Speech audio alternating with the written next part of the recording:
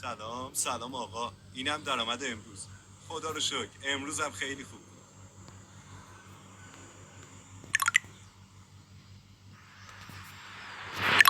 خب اینم از سیم کارت جدید.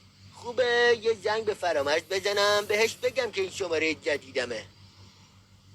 الو سلام فری، این شماره جدیدمه. به به آقا یاور، مبارکا باشه خط جدیدتون.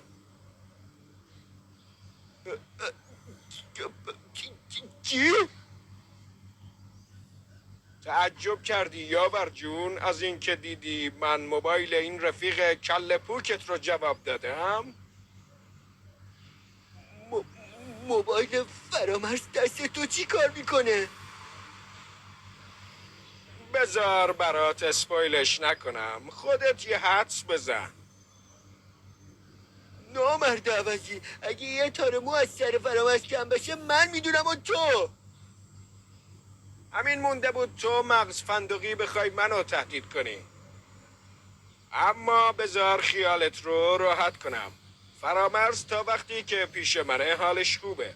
البته تا وقتی که پیش منه، چون به محض اینکه ببرمش پیش آقا.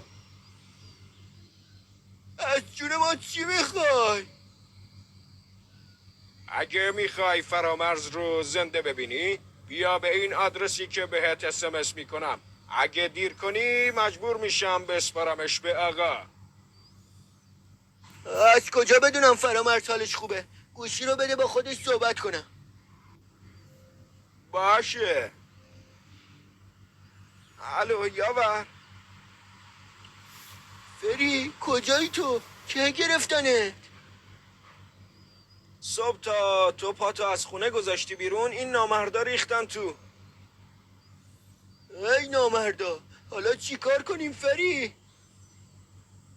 نمیدونم، فقط یاور تو رو جون هر کی دوست داری نزار نازنین و خانوادش بفهمن من کجام. اگه کوچکترین بویی ببرن که دوباره پای من به این قضیه باز شده، همه چیو به هم میزنن، عروسی به هم میخوره.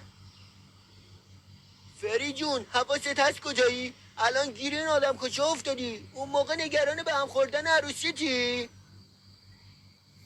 آره میدونم کجام یاور، میدونم، اما ترجیح میدم اینا منو بکشن تا نازنی. ببین یاور. بس دیگه، اون گوشی رو بده به من. خب خیالت راحت شد این رفیق کل پوکت سالمه؟ آره.